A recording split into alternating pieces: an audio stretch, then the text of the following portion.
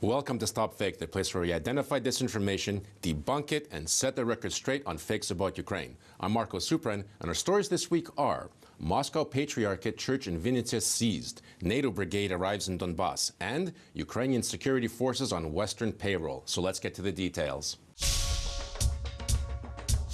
On December 15, a historic event took place in Ukraine's capital, Kyiv. A unifying Ukrainian Orthodox Church synod established an independent Ukrainian Orthodox Church and elected its new leader. 1 hour after the unifying synod began in Kyiv, the Union of Orthodox Journalists reported that the Orthodox Church in Vinnytsia, subordinated to the Moscow Patriarchate, was seized by some 20 young men who had taken the church keys and forced everyone to leave. TASS quickly picked up the story and went further, claiming that Ukraine's security service was coercing Vinnytsia priests to join the new Ukrainian Orthodox Church being formed. Lenta.ru declared the church in question belongs to the only canonical church of the Moscow Patriarchate. RIA Novosti also ran the story, but admitted the Russian Orthodox Church could not confirm the church seizure. StopFake contacted the caretakers of the Vinnytsia church and were told everything was normal and no one had taken control of the church. We could hear singing from the mass taking place there at the time over the telephone. The Vinnytsia police learned about the alleged church grab from the media and sent a special patrol to check things out, only to find that the story was a fake. Eventually, RIA Novosti admitted that the Russian Orthodox Church did not confirm that its church in Vinnytsia had been seized. None of the other Russian media followed suit.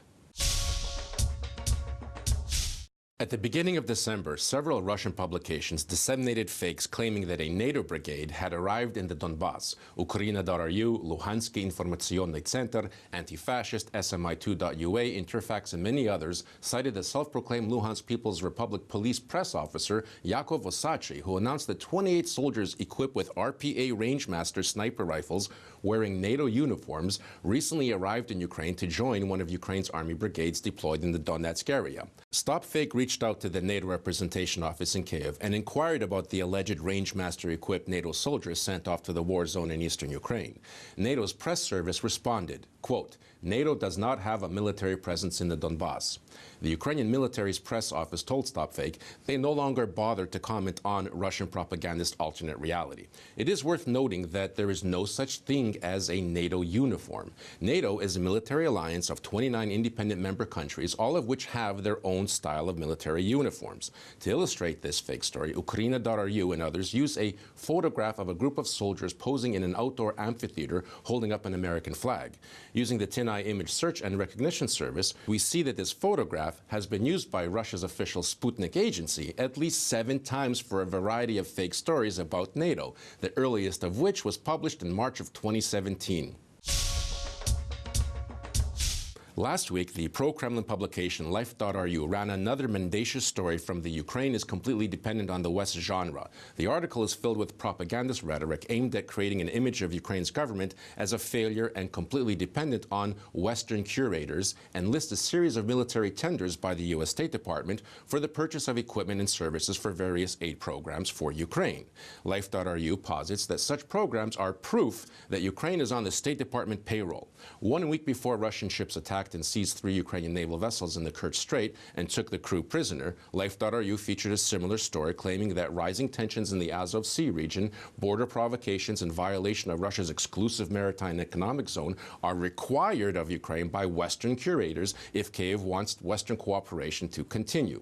The cooperation programs between the U.S. Defense Department and Ukraine's military are not the conspiracy that Life.ru tries to portray. They are open programs, freely listed and described on the U.S. Embassy in Ukraine website. The Office of Defense Cooperation works with Ukraine's Defense Ministry, providing military equipment and training to support the modernization of Ukraine's armed forces. Now, such military cooperation has been going on for many years. American programs financing military equipment procurement for other countries are part of U.S. foreign policy aimed at supporting allies and strategic partners. In July, the U.S. Defense Department announced it will provide some $200 million in aid to enhance the defensive capacity of Ukraine's military. Ukraine's military is far from completely dependent on foreign aid for its defensive capacity. Ukraine's state defense company, Ukroboronprom, provides Ukraine's armed forces with more than half of the equipment used by the country's military. That's it for this week. Our YouTube digest only presents a small amount of the fakes we debunk every week. You can find much more dissected disinformation on the StopFake website. Be vigilant, look out for fakes, and if you spot any disinformation about Ukraine, forward it to us for a truth autopsy. I'm Marko Suprun, and this is StopFake. Thanks for watching.